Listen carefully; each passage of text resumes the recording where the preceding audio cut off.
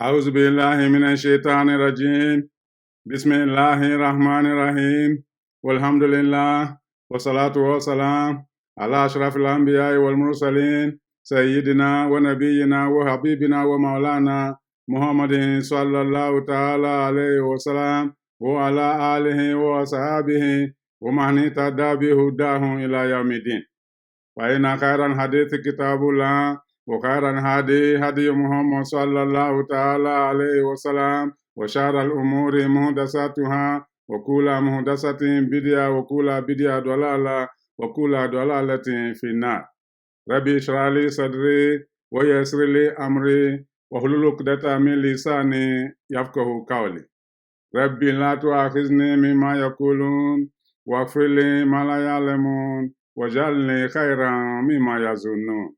أما بعد. My dear brothers and sisters in Islam, Assalamu alaikum wa rahmatullahi ta'ala wa barakatuh. Welcome to the House of Dua. Welcome to the commencement of our new series titled Read. My dear brothers and sisters in Islam, in Surah Al-Alaq, which is chapter 96 of the Holy Quran, Allah subhanahu wa ta'ala declared, Bada'uzu billahi minash shaitanir rajim. Bismillahir rahmanir rahim. Iqra bismi rabbika allazi khalaq. Khalaqal insana min alaq. Iqra wa rabbukal akramul ladzi allama bil kalam. Allamal insana ma lam ya'lam. My dear brothers and sisters in Islam, every one of us as believers is familiar with these verses, these transformational verses, these verses that change the history of mankind. These are the first few verses that came down upon the Holy Prophet Muhammad sallallahu ta'ala alayhi wa sallam at the commencement of his mission as the last prophet of Allah subhanahu wa ta'ala, the last messenger of Allah subhanahu wa ta'ala. My dear brothers and sisters in Islam, these are verses like no other verses. In these verses, Allah subhanahu wa ta'ala began by telling the Holy Prophet Muhammad, Iqra, read. My dear brothers and sisters in Islam, I'm privileged to introduce you to our series titled Read. What are we to read? What does it mean to read? My dear brothers and sisters in Islam, what can we learn from these verses? Muhammad sallallahu ta'ala alayhi wa sallam was born into this world not meeting his father. His father died before he was born. 6 years after he was born, his mother passed away. From that moment, Muhammad came into the custody of his grandfather, Abdul Muttalib. 2 years after, the grandfather passed away.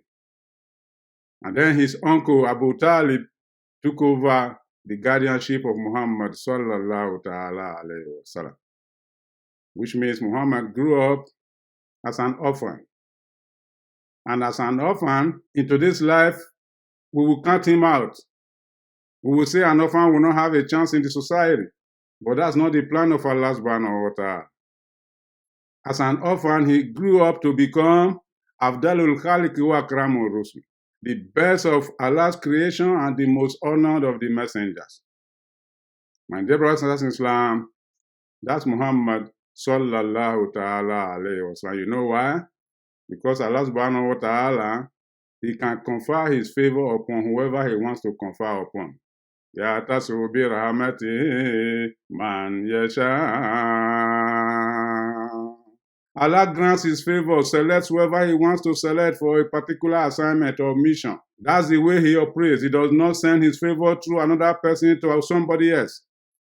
That's Allah subhanahu wa ta'ala. Out of his magnanimity and infinite wisdom, he knew that Muhammad sallallahu ta'ala alayhi wa sallam was going to be able to carry his message, his final message to the entire mankind.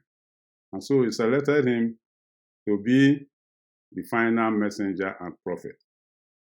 My dear brothers and sisters in Islam, the beginning of the life of the Holy Prophet Muhammad sallallahu ta'ala alayhi wa sallam was not rosy. It was not rosy because he grew up as an orphan.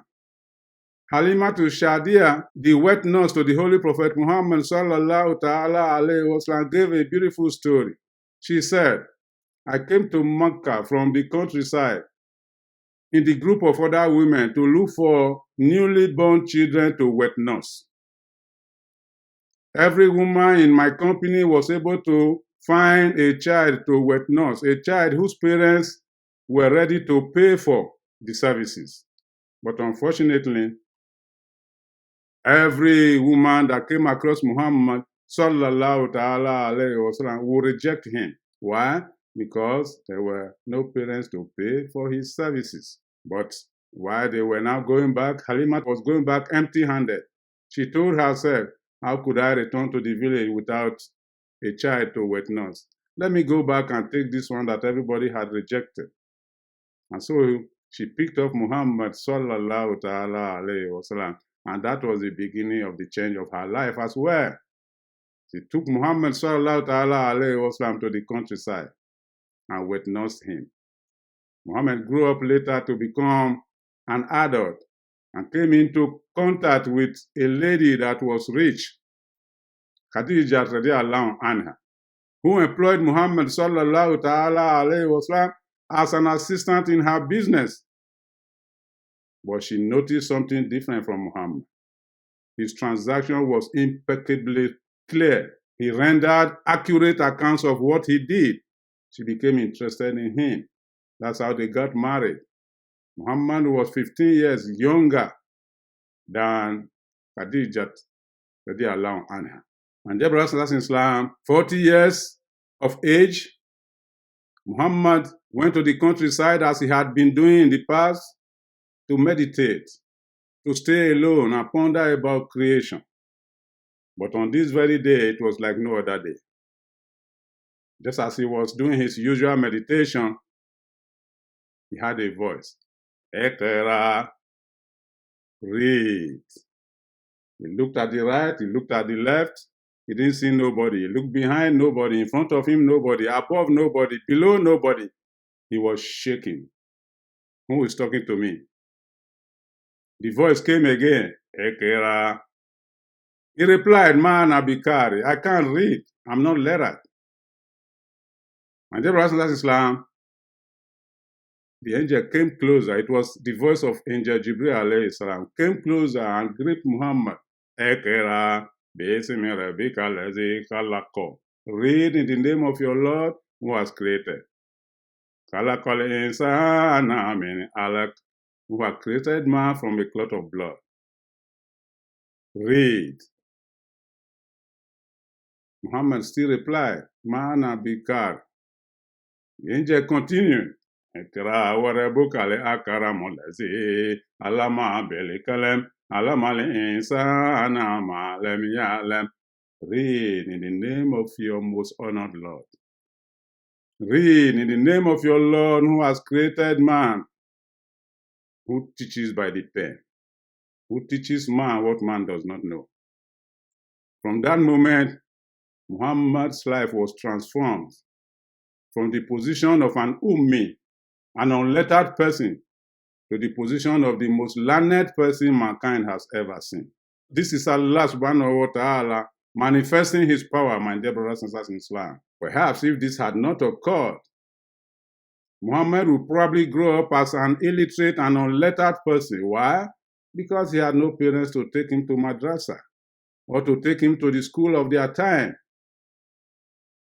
But Allah subhanahu wa ta'ala had a different plan. He had made a plan to assign Muhammad sallallahu ta'ala alayhi wa sallam to be his final messenger who will carry his final testament to the entire mankind, Al-Quran al-Karim. So what was Muhammad asked to read? Iqra. Iqra means to read. To read what? To read the message of Allah. To know about the creation. To know about who Allah is and who are you to Allah as a slave of Allah. To know the purpose of our existence on this planet. To know our relationship with other creatures on this planet. to know where we go from here after our stay here, to know that there will be accountability before our Creator after our existence on this planet. The totality of all that is what Muhammad sallallahu ta'ala alayhi wa sallam was being asked to read. Allah subhanahu wa ta'ala had revealed some verses in this Quran. وَمَا خَلَقْتُ الْجِنَّ وَالْإِنسَ إِلَّا لِيَعْبُدُونَ. I have not created man and jinn for any other purpose except to worship me. How do you worship Allah if you don't know Him? How do you know if you don't read? My dear brothers and sisters in Islam, what Muhammad sallallahu ta'ala alayhi wa sallam was asked to read, therefore, is about how we could worship Allah subhanahu wa ta'ala in this world before we return back to Allah for accountability. This is the message.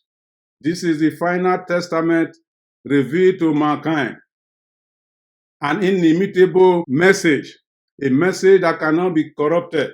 أَفَلَا يَتَدَبَّرُونَ الْقُرْآنَ وَلَوْ كَانَ مِنْ عِنْدِ غَيْرِ اللَّهِ لَوَجَدُوا فِيهِ اخْتِلَافًا كَثِيرًا. Can they ponder about the Quran? If this Quran were to come from someone other than Allah subhanahu wa ta'ala, you would have found a lot of inconsistencies in the Quran. But because it's a message of Allah subhanahu wa ta'ala, it is perfect. It is inimitable. It is incontrovertible. It is the final book to mankind. My dear brothers and sisters in Islam, this is the message Muhammad sallallahu ta'ala alayhi wa sallam was asked to read. And through him, for us to understand that it's our responsibility to read the Quran, to understand why you are in this planet, to understand where you go from here, to understand your relationship between you and Allah subhanahu wa ta'ala who has created you, to understand that you are returning back to the same Allah subhanahu wa ta'ala for accountability, to understand that what you do here will determine what you find when you meet Allah subhanahu wa ta'ala, good or bad. That totality of the message in this book is known as the message of Al-Islam. That's what we are supposed to read, my dear brothers and sisters in Islam. That's what Allah subhanahu wa ta'ala told Muhammad, read. To read literally means to seek knowledge. We know that reading is one of the essential, unavoidable components of knowledge. To seek knowledge means to be able to read. To seek knowledge means to be able to write. To seek knowledge means to be able to communicate. To seek knowledge means to be able to understand. Reading is an essential part of seeking knowledge. But Allah subhanahu wa ta'ala wants Muhammad sallallahu ta'ala alayhi wa sallam to realize, and for all of us to know, that the primary knowledge that we need to seek is the knowledge of Allah subhanahu wa ta'ala, the knowledge of how and what is our relationship with Him, the knowledge of the message He has revealed to mankind, the knowledge of how to worship Him. My dear brothers and sisters in Islam, the word read means a lot. There are so many meanings we can make out of it. In other words, there are so many lessons we can understand from it. This commandment, being the first commandment given to Muhammad sallallahu ta'ala alayhi wa sallam, implies a lot of stuff for us to understand. Number one, it reminds us that it's an abiding responsibility upon us to read the Quran, the final testament revealed to mankind. Number two, it reminds us that knowledge is the foundation of life. You want to understand how to navigate this planet before you leave the planet and return back to Allah subhanahu wa ta'ala, then you need the knowledge on how to navigate the planet. That's why when a child is born, we are encouraged, according to the Sunnah of Rasulullah sallallahu ta'ala alayhi wa sallam, to read the adhan to the right ear of the baby and Iqama to the left ear of the baby. That's the first language the baby is supposed to speak to understand his relationship or her relationship with Allah subhanahu wa ta'ala. We are supposed to begin from that moment to begin to enlighten the baby on who Allah is, what the baby's relationship with Allah is. Nowadays, we start by buying jingles from China, from America, from everywhere. That's what we want to pet our children to sleep with. We don't want to rehearse the zikr of Allah. We don't want to rehearse the verses of the Quran to pacify the baby to sleep. We don't know that we are indirectly removing the baby far and far away from his creator by allowing the baby to go to bed with the jingles from China, jingles from America, jingles that mean nothing. My dear brothers and sisters in Islam, the foundation of life is knowledge. And the foundation of knowledge is in the Quran. We also learn from this revelation that Allah subhanahu wa ta'ala is the giver of knowledge. He endows whoever he wants to endow with knowledge. That's why he concluded, He teaches man what man does not know. In Surah Ar-Rahman, Allah subhanahu wa ta'ala says, Ar-Rahman, Allama al-Quran. Allah subhanahu wa ta'ala says, by the gracious Lord, the one who teaches the Quran. My dear brothers in Islam, from that moment Muhammad began to read. Allah subhanahu wa ta'ala sent Jibril alayhi salam from time to time to teach him this Quran, and through him to teach all of us. And he assured Muhammad sallallahu ta'ala alayhi wa sallam, when we teach you, you will not forget.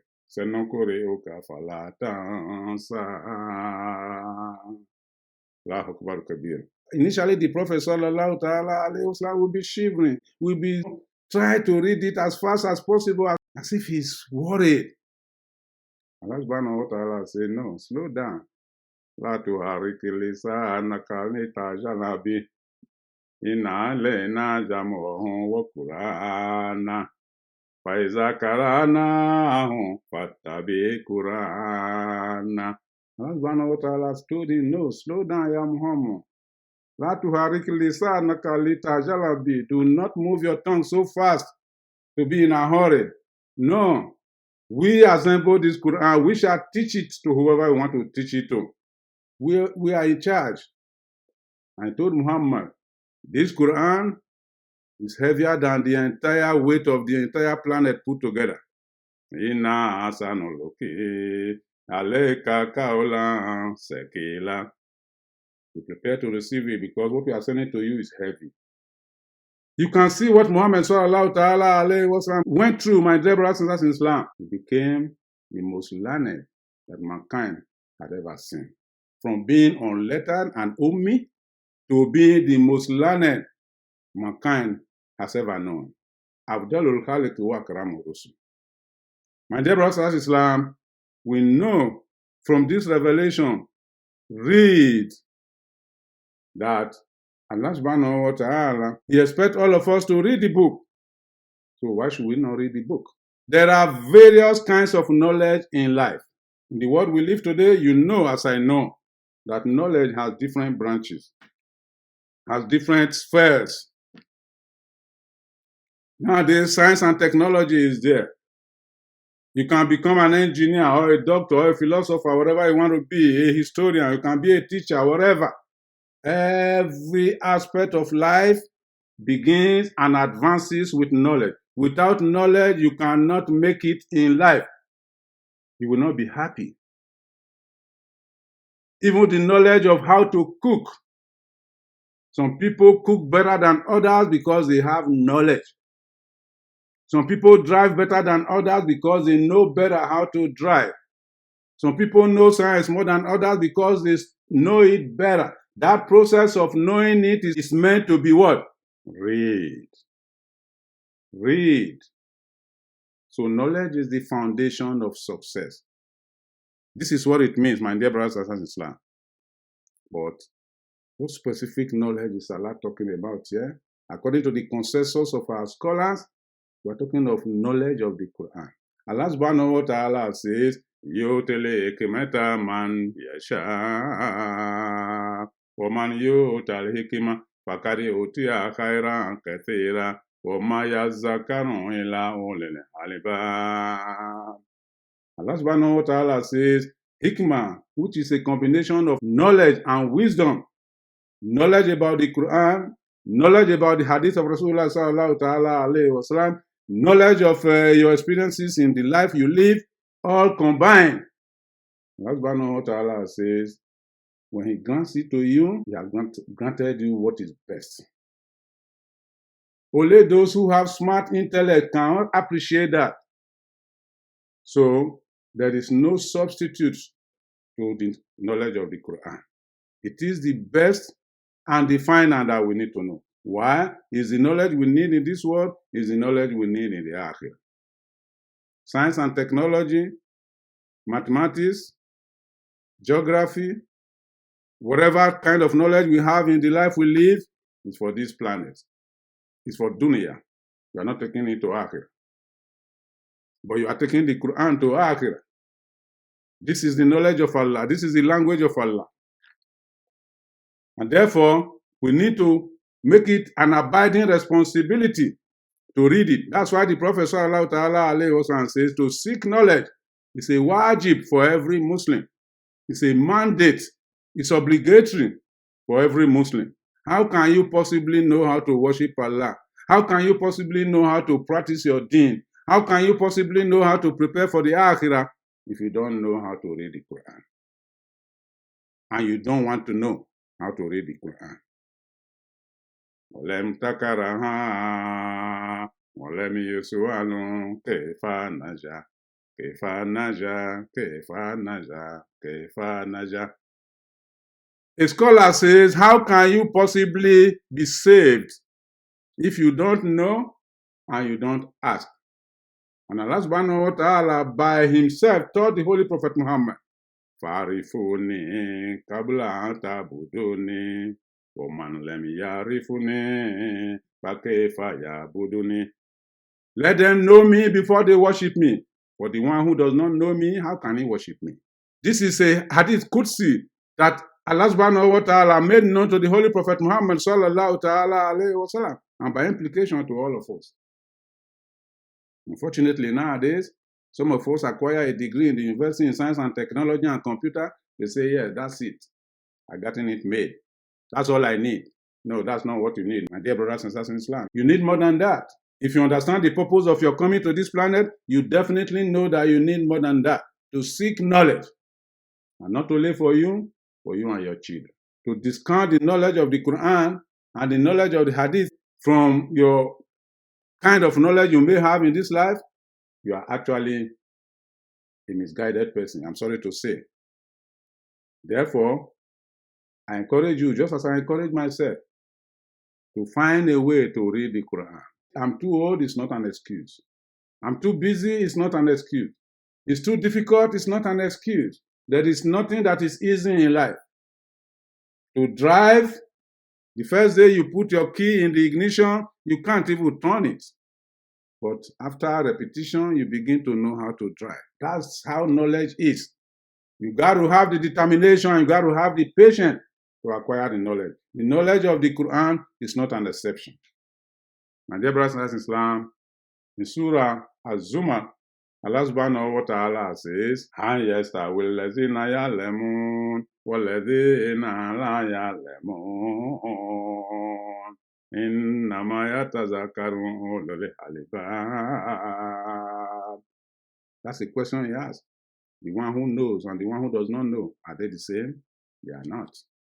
Only those with sound intellect appreciate that. And because they appreciate that, they work hard to read. Never you tell yourself you have gotten enough. In Surah At-Taha, Allah subhanahu wa ta'ala told the Prophet, as long as you continue to read this book, always ask Allah, Rabbi zidni ilma. Oh Allah, increase me in knowledge. A person who says, I have known enough, is a foolish person. There is always room for improvement on what you have already known, not to talk of what you don't even know before. So make effort to know more than you already know right now. Prepare yourself for the Akhirah. And more importantly, read the book of Allah subhanahu wa ta'ala. In Surah Al-Mujadila, chapter 58 of the Quran, Allah subhanahu wa ta'ala says, Ya ayyuhallazina amanu izaki ila lakum tafasahu fil majalis فافسحوا يفسح الله لكم وإذا قيل انشزوا فانشزوا يرفع الله الذين آمنوا منكم والذين أوتوا العلم درجات. That's why Allah says, when somebody asks you for help, give me a space to sit down in the garden, give that person space. When you are told to get up to, mobilize yourself for the cause of Allah, do so. If you are told to worship, get up and worship. Allah subhanahu wa ta'ala says, He will elevate those of you who have knowledge more than those who do not have knowledge. So knowledge is the determinant of our success. Knowledge of the Quran primarily.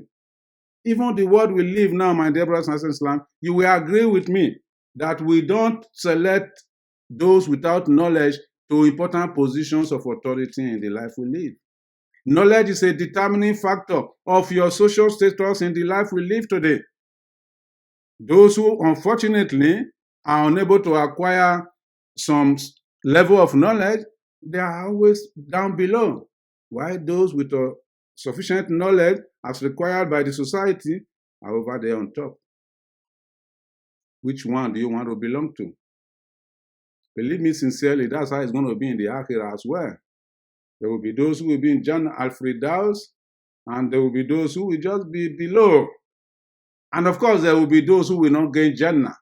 May Allah not count us among those who will not gain Jannah. Therefore, Allah subhanahu wa ta'ala says, whether you go to Jannah al-Firdaus or not is determined by how well you can read the Quran.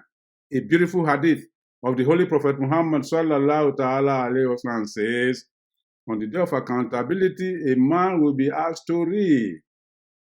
Read kama turatilu fi dunya. Read as you used to read in the world that you are coming from. Then the person will continue to read and read until he got stuck. Wherever he got stuck, that will be his level of Jannah. So the Quran, therefore, is going to be a determinant of what level of Jannah you're going to have on the day of accountability. Therefore, my dear brothers and sisters, in the series we are beginning now, we want to remind ourselves of the importance of knowledge, not only to ourselves, but to our children, and to our children in particular. And this is where many of us are failing. My dear brothers and sisters in Islam, yes, science and technology is the order of the day, but that's just in terms of, your bread and butter. But beyond that, it's your journey to Akhirah. Therefore, let's try and have a balance between science and technology and the Quran. To neglect the Quran, you are leading yourself to a failure. Therefore, encourage yourself to read the Quran, at least the surah of the Quran. Surah Al-Fatiha alone can be a savior for you on the day of accountability. After all, Surah Al-Fatiha is a condensation of the entire Quran. So, it's not an excuse if you cannot read Surah Al-Fatiha. That's why Allah subhanahu wa ta'ala has made it obligatory for us to use it in our daily salawat. The salat is not acceptable unless and until it includes the reading of Surah Al-Fatiha. But much more than that, my dear brothers and sisters in Islam, let's make effort to read the Quran. One verse a day. There are 6,000 verses in the Quran. I don't know whether we can live for 6,000 days in the life we live. If you take one verse a day, for example, in 6,000 days, you will finish the Quran. If that is the way you want to go. But if you are not able to attain 6,000 days on the planet, at least before you go, you would have covered a chunk of the Quran. I ask Allah subhanahu wa ta'ala to make the Quran easy for us to read. I ask Allah subhanahu wa ta'ala to make it a blessing for us. So we are introducing you to the virtue of knowledge. We are introducing you to the first commandment given to us by Allah subhanahu wa ta'ala. Read. Let's encourage ourselves to read. And we are reminding you from the get-go that emphasis, priority should be given to the Quran, should be given to the hadith of Rasulullah sallallahu ta'ala alayhi wa sallam. Not only are they useful for us in this world, they are also useful for us in the Akhirah. May Allah make it easy for all of you. I ask Allah subhanahu wa ta'ala to make life good for us. ربنا تقبل منا إنك أنت السميع العليم وتب علينا يا مولانا إنك أنت الغفور الكريم سبحان الله وبحمده سبحانك اللهم وبحمدك نشهد أن لا إله إلا أنت نستغفرك ونتوب إليك الحمد لله